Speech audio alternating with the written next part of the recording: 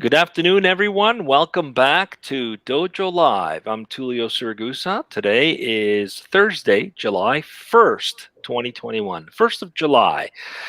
Today we are talking to another awesome guest. And before we do that, I just want to welcome my co-host and co-producer, Carlos Ponce. Hi, Carlos. He's Pleasure to be joining here, us as ever, Tulio. Mexico. It's great to have you. And we're talking to Maju Kuruvilla, who is the Chief Product Technology Officer at Bolt. And we're going to be talking today about the future of shopping. That's right. And identity-powered commerce. What the heck is identity-powered commerce? We're going to find out what that is. And more importantly, what the cookie apocalypse is all about. We're going to talk about some fun topics. But before we do, let's get to know Maju a little bit. Please introduce yourself. Tell us a little bit about yourself. Welcome to the show. Thanks for having me here, Tulio and Carlos. Great to be here. So I, as Tulio mentioned, I am the Chief Product and Technology Officer at Bolt.com. We are a startup, and I'll speak about that a little bit. Before that, I used to work at Amazon, where I used to lead the global logistics there for around 8 years. I have an engineering background, kind of built a lot of technology and products over a long period of time across a few different companies and domain. And now with Bolt, helping to democratize commerce for everybody. So great to be here. Excellent. So what is Bolt? What is that about? You said democratizing shopping for everybody. What is that about? What do you guys do? Yeah. So one of the challenges now people are facing, especially merchants are facing, is how do you provide a really seamless kind of a buying or a checkout experience for their customers? As you see that customers really have changed their expectations when they come for shopping. Like some of the companies, big companies have created this really sleek and fast kind of buying and checkout experience. And so now the consumers are used to it, and they expect that same from everybody else. And a lot of merchants are struggling to kind of provide that kind of a similar experience for their customers. That's where Bolt comes in. We provide a checkout infrastructure or a checkout platform powered by our user network, where we can provide a very seamless one-click checkout experience for our customers. So when you use Bolt, when people come to buy something, you can just buy things with either one click or with as few steps as possible, while having access to a variety of options. And that's what we provide, and essentially for all the merchants with a really big network. Excellent. All right, let's go right into the topic today, because I'm curious to learn more and see what this is all about. So Carlos, please, let's kick it off. Absolutely. Thank you, Tulio. And of course, thanks to our guest as well, Maju. So today, we're going to be answering one question. And that question is, can identity-powered commerce help retailers survive the cookie apocalypse? So the topic is going to be the future of shopping, identity-powered commerce. The first thing that I would like to ask our guest today is, why did you choose this particular topic, and why did you feel it was relevant for today's day and age? Let's start with that. Thank you. Yeah, no, thanks, Carlos. So what happened when you look at e-commerce, last decade of e-commerce was a lot about centralization. Like, there was not a very good e-commerce experience before last decade. Few large companies came and provided a very good e-commerce experience for everybody. So people started buying online, start feeling confident about buying online. And what we are seeing now is that, that decade is coming to an end, and now customers are used to buying more online. They also want more choices and more different experiences. They want to go directly to different brands. They want to have different shopping experience at different places. They just don't want to go to the same place all the time. And so you're starting to see that, and then pandemic hit right now. Obviously, last year, everything changed as of last year, including e-commerce. E-commerce really had an accelerated growth and adoption in the last year during pandemic. Literally, e-commerce advanced 10 years ahead during pandemic. So lot of people started buying online, and a lot of merchants are trying to kind of get into this space. So now, obviously, like I mentioned before, all these merchants have challenge on how do they kind of provide that seamless experience so that customers can continue to come to them and they can engage.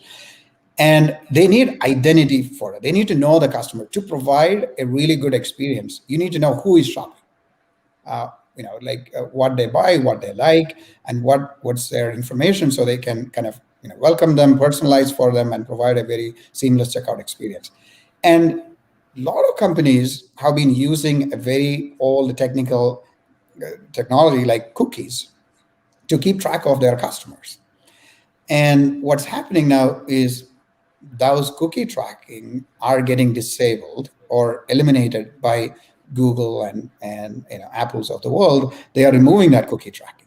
So what that means is all these merchants, the way they were kind of tracking all their customers who are using this kind of cookie tracking, they just lose access to that. And so all of a sudden, first of all, we didn't have a good way of tracking all the users and providing a seamless checkout experience.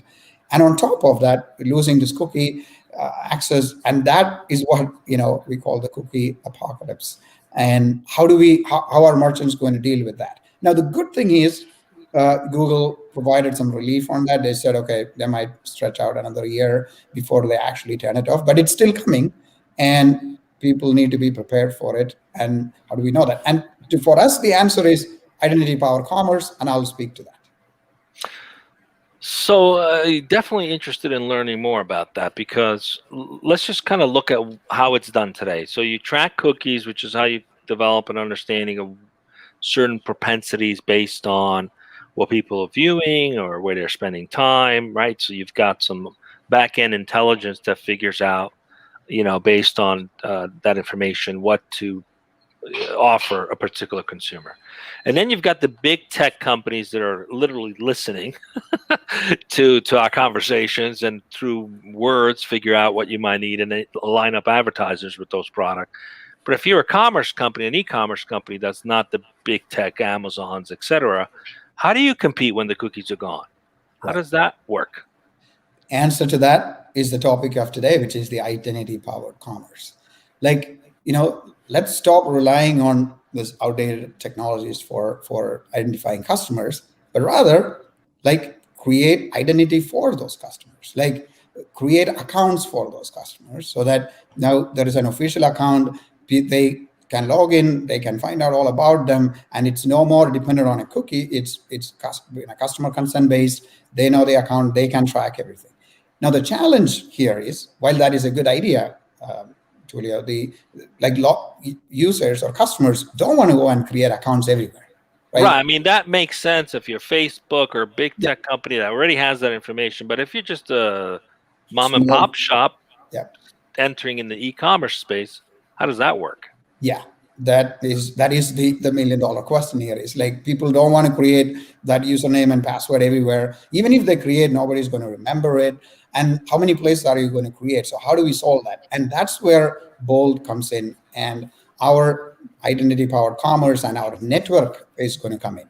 This is where we allow to create a network of users and share that identity across our network, which means that you create a user account with Bolt, and that is a really friction-free creation experience. It's passwordless, and it's a very friction-free, easy way of creating an account.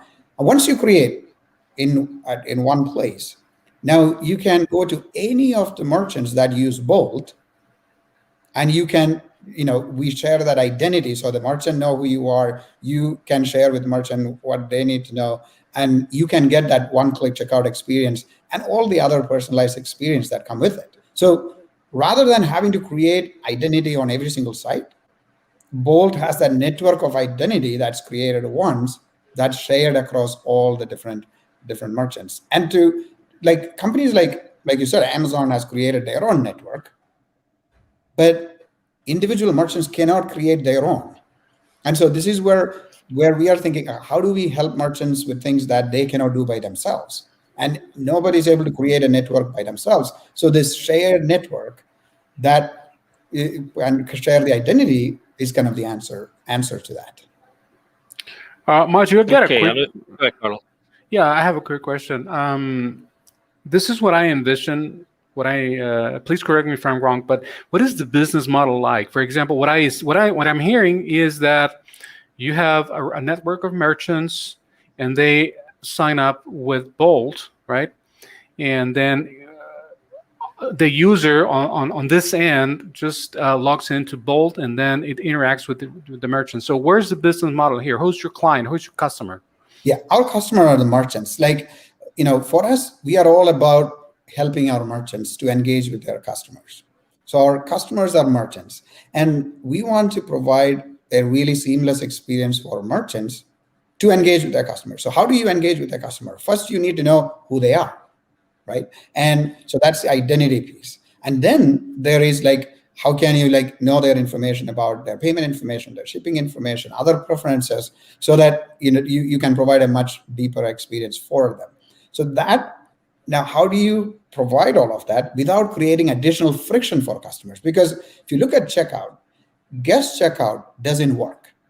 Like the conversion rate on guest checkout is really bad. It's like 20% or something. It's not good. So guest checkout is not helpful. So you need logged in checkout, but you cannot create an account by yourself. And so how do we help merchants to have logged in checkout when they don't have to create all the accounts by themselves? And that's where Bolt comes in. And so we kind of, we are their main checkout. So when you go to any kind of e-commerce site, you might see what you call an alternate payment method. Like, there might be like Apple Pay, there might be like other kind of payment options there, but it's their options, right? That it's branded for them, and it's an additional login for doing that. It's an additional security process for doing that. And merchants don't get a lot of data from that and a lot of benefits there, because the customers are owned by, those brands. Whereas when Bolt comes in, Bolt becomes the main checkout. It's branded by the merchants. It's powered by Bolt, but it's branded by merchant. So it's the main checkout. There is no distraction. There is no additional stuff. Customers go through the main checkout, and they are identified and logged in with a seamless experience, and boom, they buy it. And even if a customer coming to a merchant for the first time, and as long as that is a merchant that is on Bolt network, you can just check out and buy things. It's like one click and it's yours. Okay, so one more, ahead, Tulio, and then I'll pass it on to you. Okay, now on the user side, for example, in my case, I got Samsung Pay here, which I use every now and then. So I have Samsung Pay is very instilled in a lot of the user, in the mind of a lot of the users. How does Bolt go about adoption? Okay, what are you doing in terms of adoption so that the users know more about you? I mean, beyond the marketing, or what sort of efforts are you carrying out in order to increase adoption in the day and age of where there's so much competition, let's call it like that? Yeah. So how do you go about that? That's a great question. We don't go to consumers directly to create the accounts. We go through the merchants, right? And again, that's why I said our customers are merchants. Like when people, when users come to their merchant, when they check things out, when they check out something, we allow them to create an account on the Bolt network as part of that checkout process. So, and so when they create that, we also allow that user to create an account on the storefront, and we allow them to create an account on the Bolt network. So when more merchants use Bolt as a checkout, their main checkout, and as more people check out through there, it creates more accounts for Bolt. Okay, so I'm listening to you, and I'm like, this is kind of like Instacart for food shopping, right? When you establish an Instacart account, but it's different because Instacart requires me as the consumer to first sign up in order to gain access to the network of merchants. So it's not meeting me where I am. I have to go to them and sign up. Whereas what you guys are doing, let's see if I understand this correctly, you're meeting the consumer where they're already shopping, right? So if that merchant is now a member of the Bolt network, when they go to check out, I don't know if they click a button or what they do, it automatically creates an account. And then in the future, when they visit future Bolt merchants, they automatically have that information. But also those merchants benefit from the visitor who's somehow tagged as a Bolt network member. How do you then see as a new merchant that that user's a Bolt consumers without cookies? How did they identify that? Yeah, so you can identify with cookies. That's one way. Without the cookies, what we identify them based on their phone number or email. Like when they put their user, phone number or email, we can know, okay, this user has an account with us, and then we can instantly kind of go through a quick authentication process, and then boom, they are in, and they can kind of get that same one-click experience. So think of it as like the first time a user come to a website, like even without the network, like just think of the checkout experience. A merchant, a checkout cart abandonment is a big problem for all the merchants, right? Like a lot of people add things to cart, but then they don't buy it because the buying process has a lot of friction. Some of that friction is just not having having a good checkout software by itself. Like we have a checkout, kind of an operating system where a merchant can decide how they want to define their checkout, and you have access to every single option. So like it's connected with all the alternate payment providers, it's connected to all the credit card providers. So they have access. When a merchant uses Bolt, they have access to all payment infrastructure. And then we provide a lot of A/B testing options where customers can customize things. They can figure out what they want to put where. And all that A/B testing is built into this checkout platform. So even without the network, Bolt checkout is a much nicer and sleeker checkout. Just the number of clicks, we obsess over every single pixel on the checkout. This is all we do. So we really go obsess over like, how do we create the most optimal experience for our customers when they want to just check out? Like, where do you place things? Where do you move things around? And so we A/B test things, and outcome of that, all the merchants get. Then merchants can also do their own A/B testing and like figure out, okay, which alternate payment they want to show, and create rules where sometimes they don't want to go, create certain payment options for certain products. All of that they can do. So that's like one option, right? And then that itself create a lift in conversion, and then the network. So as users, first time they come in, they get to create the account. Then every time they come after that, whether it's to the same merchant or any other merchant on Bolt, they have this one-click checkout experience, which kind of created massive lift in conversion for everybody. Now, it doesn't stop there. Right now, when we just talked about the network, and we also enable merchants to have out-of-the-box access to social commerce. We provide out-of-the-box access to things like the omni-channel, where they have physical stores and online. How do you buy online, pick up in store? So there is a variety of things that comes in checkout, which is all packaged together so that merchants have out-of-the-box access to all of it. Maju, we are approaching the final segment of today's conversation. So before we go to the wrapping up part, I'd like to ask you specifically about Bolt. And now my question is going to be in the context of, for those who are watching, who might be, say, software developers or UX designers who might want to come work for you at some point, because it might happen. My question is, what is important in terms of choosing who to work with? How do you assemble your team? So what's important when you decide who's going to be part of Bolt, and what is the company culture? What is the company culture like? What are the values? So that's what I would be very interested in hearing from you. What you have to say? Yeah, that's a great question. So Bolt is a very much culturally strong company, and we even published our culture outside so that other people can see, especially other startups can see. We call it the conscious culture. There is and you can see there's a conscious.org website that we created, where people can see how exactly we do. So it's a great place to see learn about what is Bolt's culture. And we are very culturally deep like that. So the culture starts from the top, and it starts from the beginning. And Bolt was started with a very foundation of a strong culture, and we continue to maintain and document. And now we are democratizing that too. Like everybody can go and access it, and we are getting great feedback on that one too. So some of the cultural aspects of Bolt, and I'll pick one, for example, like writing over talking. And especially in this remote world where everyone is having that writing over talking culture, where you don't end up just listening to the loudest voice in the room. You have everybody has an opportunity to write their ideas, and we are all going to read it. We are all going to comment on all the things, and then we are going to make decisions. And that writing over talking is an interesting one, which I feel strongly about, and we follow, and which has been very helpful for us to enable our remote culture.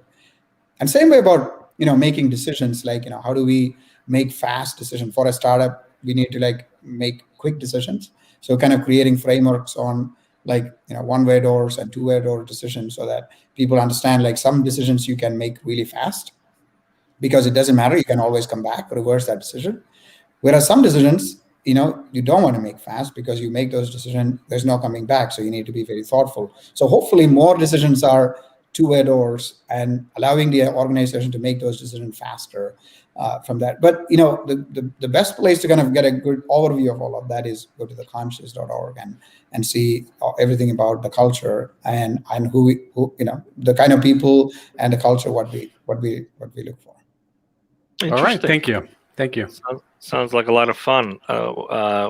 We'll definitely have to check that out. There's probably a lot of similarity to some of the things we're working on here as well. I had, as I'm listening to you, I started thinking, I wonder what it's been like pitching to investors, right? It's like, well, PayPal's already solved that. Hasn't PayPal solved that a problem already? You pay with your PayPal account. It's got the address and everything in there. What's different? If I could just go back a little bit about Bolt before we wrap up, what's different between you and some of these existing pay platforms like PayPal? Yeah, so there are quite a few differences, and before that I'll explain that, but also I'll say e-commerce is growing really, really fast. There's a lot of innovation also happening on the payment side. You're starting to see a variety of payment instruments, whether that's alternate payments like buy now, pay later, or whether payments based on biometrics. There's a ton of new payment options that are coming out. So when we see is what we see is the shopping carts and the commerce is growing really fast. Payment options are coming fast. We are at that intersection of commerce and payments. We bring them together, right? We bring the payment, and we allow merchants to work with a lot of different shopping carts and work on all of that experience. At the same time, we give access to the larger payment world, where you can have all the new payment options. And because we are so focused on this, when we add something, which we are the first one to add whenever something new comes in, every merchant get access to everything. So merchants are up to date on all the new latest technologies, whether that is payments, and also this new the social commerce I talked about. All the new things that are happening, customers have access to it. They can advertise in new channels. They can allow people to buy things wherever they see. People don't need to come to their website. They can just buy things when they buy with a single click. All of those things are things merchants didn't have access to before, or unless they spend a lot of time by themselves. And even if they do all of that, they don't have access to the network. So all of those value, PayPal doesn't do any of that, right? Now, PayPal is purely a payments company, and yeah, sure, they store some of the credit card information and the some of the shipping information. However, it's a separate brand. It's a separate kind of a button. It's called an alternate payment. It's not just PayPal. There's so many different alternate payments, but alternate payment conversion is very different than when you are deeply integrated into the commerce network. We are think of imagine if PayPal was deeply integrated into the commerce stack, and it was not branded and blended into, and it's mainly indexed for helping merchants to engage with their customers, we will be that, right? So the biggest difference here is, are you just a payment service at the end? Like, are you just a wallet that just help with payment at the end? Or are you deeply integrated into the commerce stack so that you have access to everything, to your inventory, your taxes, your catalog, your pricing, you have coupons. There's a lot more. So, when you think of checkout, maybe that's where I place it. Checkout is not just payment. There is loyalty programs, there are coupons, there are discounts, there's variety of taxing issues. There's a lot of split shipment issues. There's buy on, like I said, buy online and pick up in store. I mean, and then there is payments at the very end, which obviously PayPal or show in one way, but it's just one piece. We are solving the entire problem for that commerce, which is what a lot of merchants don't have today. They don't have. You're taking the merchant's approach versus just dealing with enabling the consumer to make a payment, and that's obviously a gap. So we'll see how that plays out, right? Hypotheses you guys are taking on. Before we go, just one final question for you. This is your first startup, right? You came mostly from bigger companies in the past. Yeah, so I was at Amazon right before this for 8 years, and mainly kind of.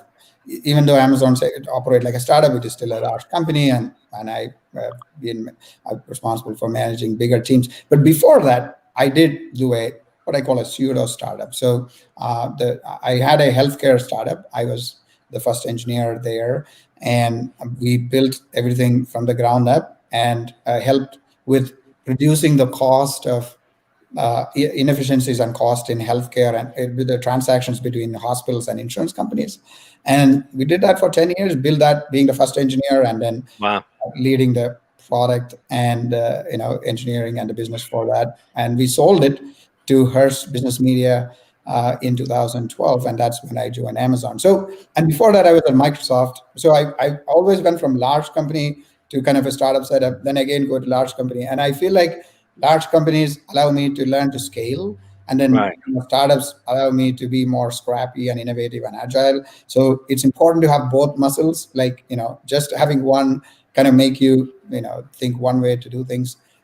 I kind of go between them just so that, Yeah, I agree. I always say, when you're at a startup, you build the knobs. When you go to a big company, you learn how to tune the knobs, but you don't build the knobs, right? Somebody else built the knobs. So you got the experience of doing both. Congratulations. Yeah. So any words of wisdom you'd have for someone maybe who's on the fence about starting something of their own? Yeah. Maybe they got used to turning the knobs for so long they were afraid to build them. What advice would you have for them? I have two things I would say. Number one, this is the best time to be in a startup. If you look at, at least in the last few decades, I've seen, I don't think there has been ever a time which is so right for startup. Like the private capital market is so efficient, maybe too efficient, but it is very efficient, and it's available. A lot of innovations that only large companies could afford before now can be done by small companies, and so there's a lot of opportunities, and so it's a great time to be in a startup. Number two is, take some risk, right? People get, and a lot of people talk to me about this, especially even from larger companies. Like, you get so, in a large company, you have the comfort of the company, right? Now you have your job, you feel powerful, you make enough money, money is not a problem, and you continue to grow. So why would I leave any of that and go to a startup? And I think, the reality, what I tell them is this one-word or two-word or concept. Like, when you go from a large company, and if you're really successful there, and if you go to a startup, it's really a two-word or. Like, if the large companies will always take you back because they want good people. They want people who have experience at startup. They want people who take risks. And so, it's not a big deal. It's not even a risk. Like, people overestimate this risk. I don't think that's even a risk. It's just people just think about it as a risk. So, my take is, it's like I said, 2 points. Great time to be in a startup.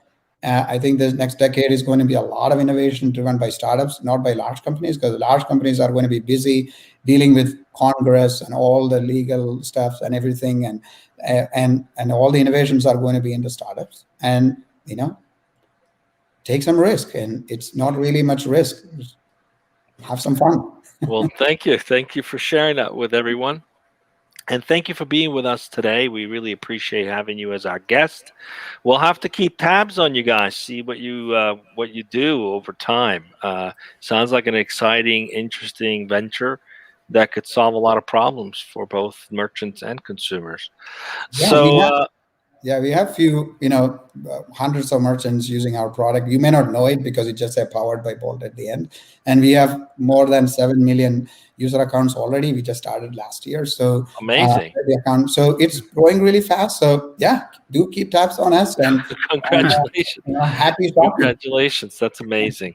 It's always great to have the movers and shakers of the industry on the show. What we love is learning about what's emerging, what's happening directly from the people actually doing it. Instead of reading it on a Gartner report, we speak to you directly. So thank you for being with us. Tulio, do you remember our former tagline, Dojo Live's tagline, the future, right from those creating it? Exactly. We might have to go back to that title because it's true.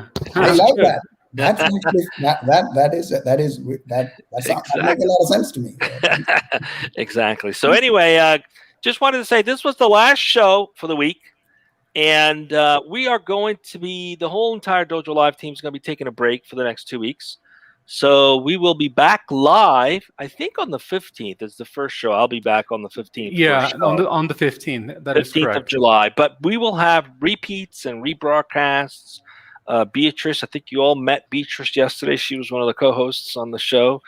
Beatrice will hold the fort down with the rebroadcasts of our shows throughout the next couple of weeks.